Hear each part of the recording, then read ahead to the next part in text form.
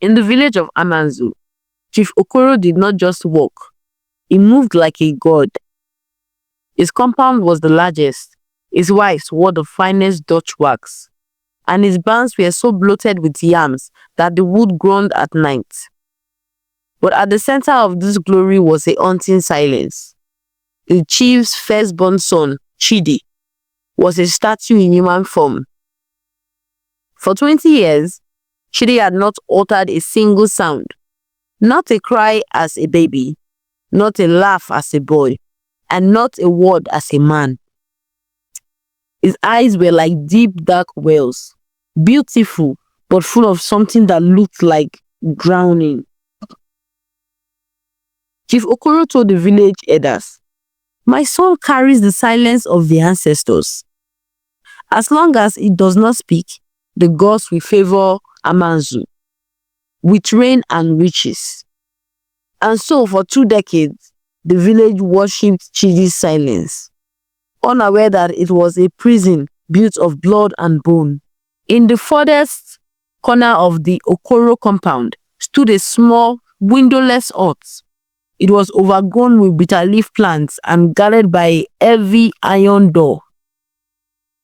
Every night, when the village was swallowed by the ink of midnight, Chief Okoro's wife, Adanna, would tremble. She would cook a bowl of black soup, bitter and smelling of the earth, and carry it to that hut.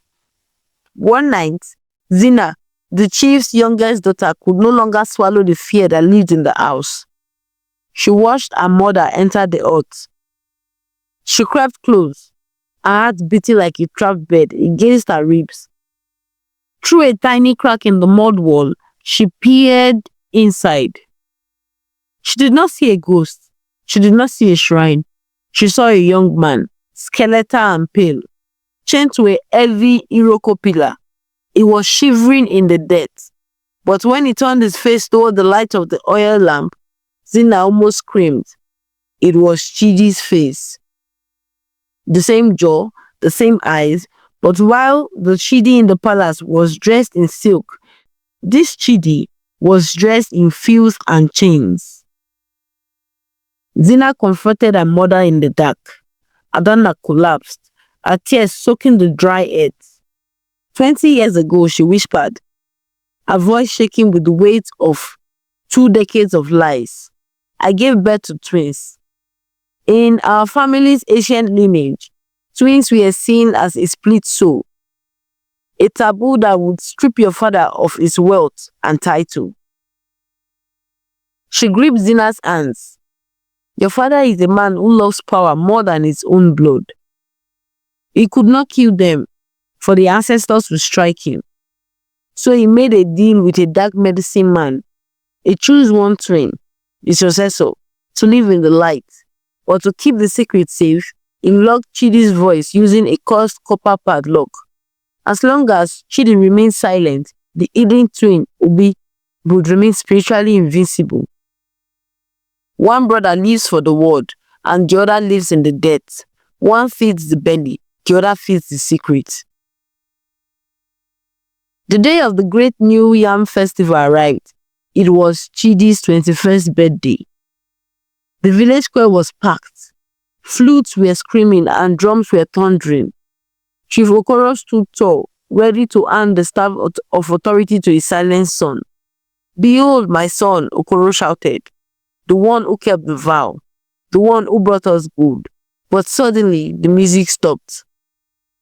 Zina appeared at the edge of the square, dragging a hooded figure. With a sudden violent pull, she ripped the hood away. The village went deathly cold. 2 Chidis stood in the square, one in gold, one in rags, one healthy, one a ghost. The silence was so heavy it felt like it would break the ground. Chief Okoro's face turned from bronze to ash. He reached for his staff, his hands shaking. "Take that monster away," he roared. It was an illusion. It is an illusion. A spirit. But it was too late. Obi, the twin from the hut, looked at his brother. He didn't speak. He only reached out a trebly dirty hand. In that moment, the invisible copper padlock around Chidi's soul snapped. A sound began to rise from his throat. Not a word, but a roar of 20 years of stolen breath. It was the sound of thunder and pain. My brother! Chidi screamed, his voice shattering the ceremonial pots. You buried my brother to buy your crown. The ground began to heave. The sky, which had been clear, turned to a bruised purple. Immediately, the wealth of Chief Okoro began to vanish before their eyes. His coral beads turned into dry gold droppings. His silk robes rotted into spider webs, and the great bands of yams in his compound spontaneously turned into a heap of black soot. Chief Okoro fell to his knees, clawing at his throat, but no words would come.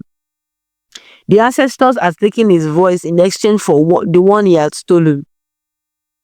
The chief did not die. He was sentenced to a fate worse than death. He became a living ghost, wandering the outskirts of the village, naked and babbling, forever searching for a wealth that no longer existed. Amanzu learned a bitter lesson that day. A man may hide a secret for 20 years, but the earth goddess has a memory that lasts for 1,000. The two brothers left the village together and never returned. And today, when the wind blows through the ruins of the Okoro compound, you can still hear the sound of a copper lock snapping. A reminder that the truth, no matter how deep you bury it, will always find its way to the sun. Thank you for listening to this tale. If you enjoyed this story, please remember to like the video, subscribe to the channel, and share it with someone who loves folk tales. I'd love to hear from you. Tell me in the comments who your favorite character was and why. Your support helps keep these stories alive. Until the next tale, stay curious, stay inspired.